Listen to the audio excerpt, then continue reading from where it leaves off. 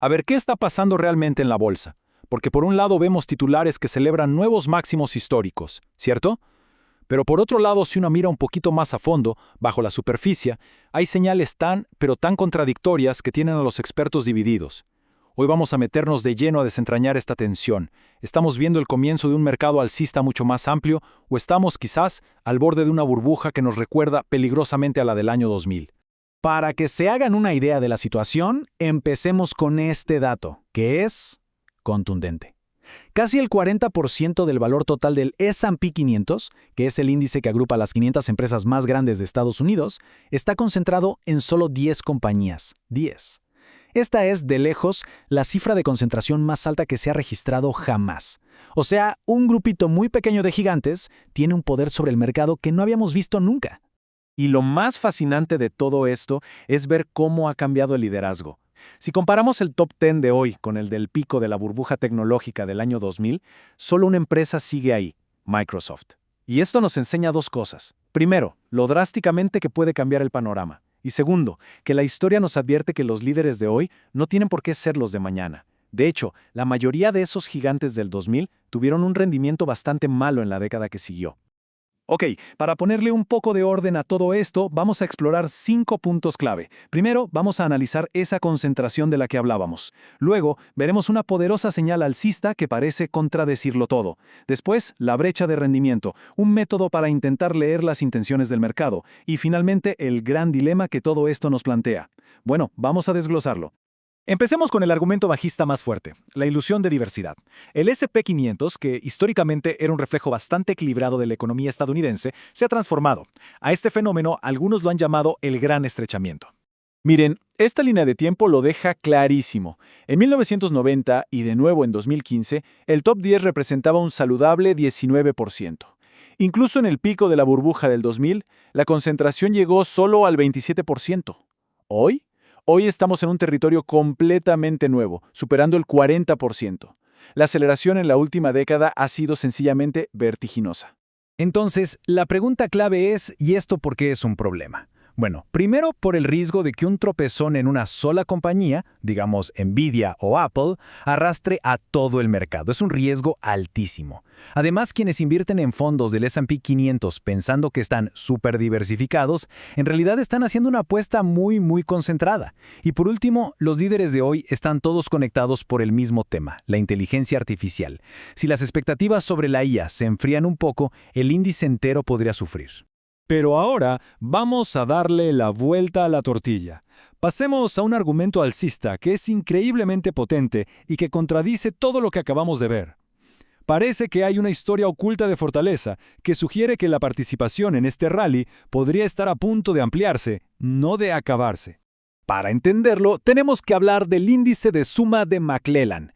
A ver, en lugar de mirar solo los precios de las grandes empresas, este indicador mira, por así decirlo, debajo del capó del mercado. Analiza cuántas acciones están subiendo en comparación con las que están bajando.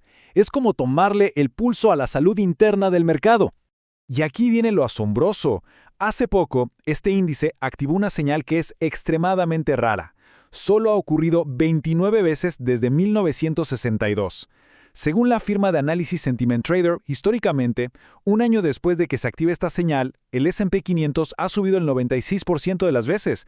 ¡96%! Y se pone todavía mejor. Si filtramos los casos en que la señal ocurrió, como ahora, cuando el mercado estaba cerca de un máximo histórico, el historial es perfecto. Un 100% de las veces, el S&P 500 estaba más alto 2, 6 y 12 meses después. Esto sugiere que, lejos de estar en un techo, podríamos estar al principio de una participación mucho más amplia en el mercado. Pero bueno, volvamos al caso bajista. La divergencia entre los líderes y el resto del mercado ha alcanzado niveles que nos recuerdan una vez más a fantasmas del pasado. Este gráfico lo dice todo. Es brutal. El fondo que sigue a las 50 empresas más grandes ha subido un 22,5%. El S&P 500 normal, el que todos conocemos, un 15,7%. Pero ojo, el fondo donde cada empresa tiene el mismo peso, que representa la acción promedio, solo ha subido un 5,1%. La brecha es gigantesca. Y cuando ponemos las métricas clave de hoy al lado de las del pico de la burbuja del 2000, las similitudes son, la verdad, escalofriantes. La concentración del top 10 es mucho mayor hoy. La brecha de rendimiento a 3 años entre el S&P ponderado por tamaño y el de igual peso es casi idéntica, superando el 30%. Y la prima de valoración de las acciones de crecimiento sobre las de valor es peligrosamente alta, aunque, para ser justos, no tanto como en el 2000. Entonces, ¿cómo le damos sentido a señales tan opuestas? Para ayudarnos a interpretar lo que el mercado de verdad intenta hacer, podemos usar una teoría clásica que se desarrolló hace más de un siglo. Richard Wyckoff propuso la idea del hombre compuesto. Es como una entidad imaginaria que representa a los grandes operadores, a los que están informados, al dinero inteligente. La clave es pensar como él. ¿Está acumulando acciones discretamente para una futura subida? O más bien, ¿está distribuyendo sus acciones a un público eufórico justo antes de una caída? Su método se basa en 3 leyes fundamentales. La primera es la más básica pero también la más importante, la ley de la oferta y la demanda. Sencillamente, los precios se mueven dependiendo de cuál de las dos fuerzas tiene más poder en un momento dado. La segunda es la ley de causa y efecto. Esto quiere decir que los grandes movimientos no ocurren al azar, se van construyendo durante periodos de consolidación, que son la causa. Y cuanto más larga es la causa, más potente será el efecto, o sea, la tendencia que viene después. Y la tercera, esfuerzo contra resultado. Es crucial. Si vemos un volumen de negociación enorme, o sea, mucho esfuerzo, pero el precio apenas se mueve, o sea, poco resultado, eso es una señal de alerta.